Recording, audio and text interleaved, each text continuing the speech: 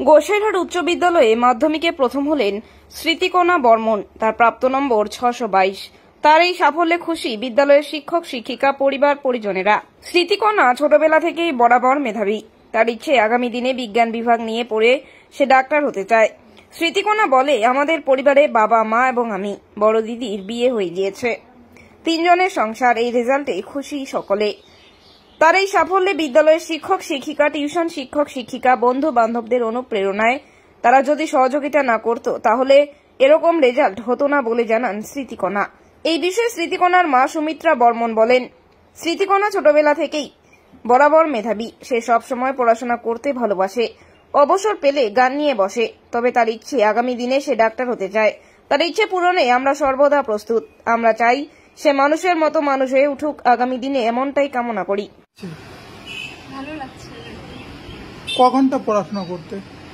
সেভাবে কোনো time table ছিল না আর কি, করতাম ৬-৭ ঘন্টা। কোন বিষয়টাকে তোমার খুব ভালো লাগে?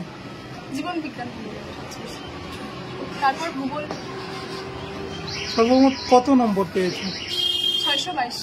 ৬২২। কোন সাবজেক্টে বেশি নম্বর পেয়েছো? জীবন বিজ্ঞান। কত? ৯৯। তুমি কটা টিউশন পড়তে? ৫টা।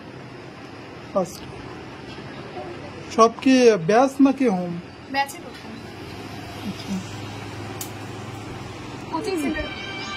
এই নম্বরের পিছনে আছে পরিবার কতটা সহযোগিতা করেছে? অনেকটা, পরিবারই তো সবচেয়ে বেশি। সামনের দিনে কি লক্ষ্য রয়েছে?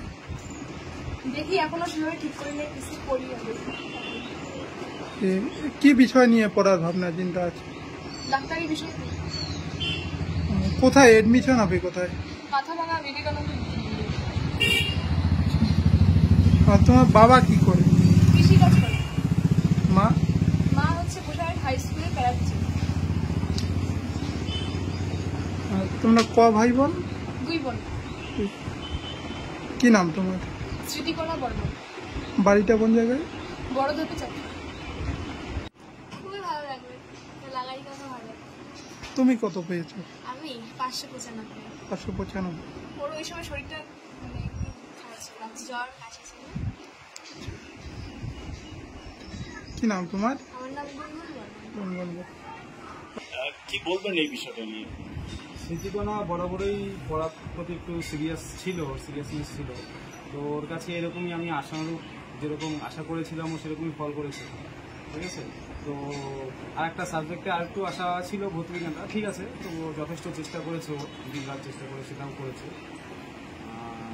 স্মৃতিকণার পরবর্তী যে ব্যাচের যে স্টুডেন্ট আছে তাদের প্রতিও আমার একই রকম আশা আছে। তারাও আরও ভালো করে পড়াশোনা করুক এবং এই সাফল্যতা ছাপিয়ে তারা যেন আরও বেশি ভালো রেজাল্ট করতে পারে, আরও সাফল্য নিতে পারে, এটাই তাদের প্রতি আমার একটা আশা। স্মৃতিকণা একটা গর্ব হিসেবে হয়ে গেল আমাদের। আপনি কোন সাবজেক্ট পড়ান? আমি প্রধানত জীবনবিজ্ঞান পড়াই, তার পাশাপাশি ভৌতবিজ্ঞানটাও দেখিয়ে দিই। আচ্ছা, তো ও বলছে জীবন বিজ্ঞানটাই ওকে ভালো লাগে, তার মানে কৃতিত্ব কি আপনার মনে করবেন? কৃতিত্ব নেওয়াটা আমি বেশি পছন্দ করি না। আমার মূল লক্ষ্য হচ্ছে স্টুডেন্টকে তার সাবজেক্টের প্রতি একটা ভালোবাসা বা আগ্রহ এনে দেওয়া, যাতে সেই সাবজেক্টটা তারা ভালোবেসে ভালো রেজাল্ট করতে পারে। এটাই আমার মূল লক্ষ্য। কি নাম আপনার? মনোজিৎ সাহা। এতটা আশা করেছিলেন? আশা মানে এর থেকেই তো একটু বেশি ভালো হওয়ার কথা ছিল ওর, কিন্তু পরীক্ষার সময় ও খুব টেনশন করছিল, ওই জন্য একটু আরো হয়েছে, কিন্তু এর চেয়েও ভালো হইতো। আচ্ছা, মানে ও কত ঘন্টা পড়াশোনা করতো? করতো বেশ, মানে টিউশন ছেড়ে মানে সারাক্ষণই পড়তো। পড়াশোনার পাশাপাশি কি করতে ভালোবাসে? ও তো গান করে, গান টান একটু মানে মাঝে মাঝে ফাঁকা পাইলেই হারমোনিয়াম ধরে বসে একটা গান করলো, আর কিছু করে না।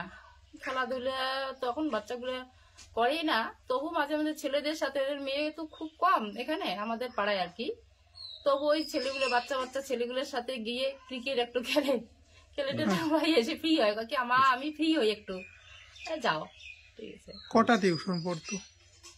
টিউশন পড়তো 5টা। আচ্ছা, আপনার পরিবারে কি কাজ করেন?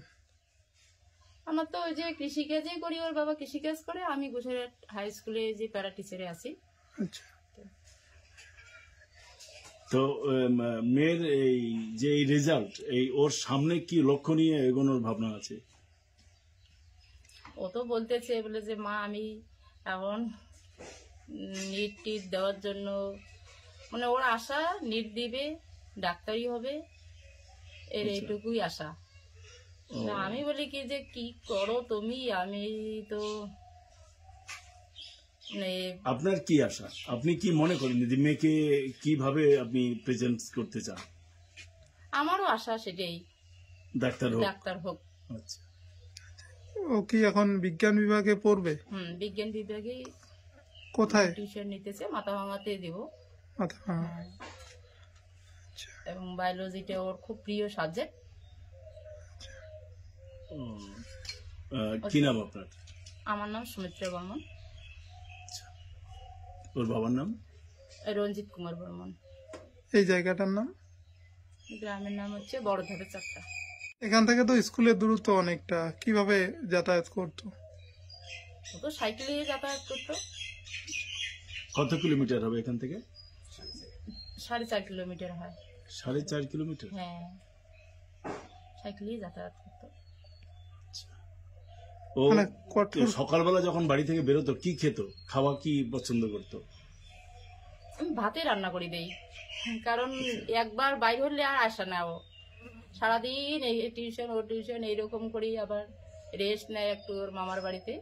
ওর মামার বাড়িতে গোসাইরাটি, ওইখানে একটু রেস্ট নেয়, নিয়ে টিয়ে আবার টিউশন পড়ে, ওখানে একটু খায়টা, আবার সন্ধ্যার দিকে বাড়িতে আসে। কঠোর পরিশ্রম করতো পড়াশোনার জন্য। আরো ভালো হইতো রেজাল্টটা, মানে পরীক্ষার 15-20 দিন আগে ওর মামা মারা গেল। খুব আঘাত পাইছে, সব টিউশন টিচার আসলো বাড়িতে, আসিয়ে বোঝাইলো যে কান্না করিস না, এরকম তোমার সামনে পরীক্ষা। 1 দিন 2-3 দিন আসলো, এসে ওকে খুব ভাঙছে ওর মামা মারা যাওয়াতে। ঠিক আছে।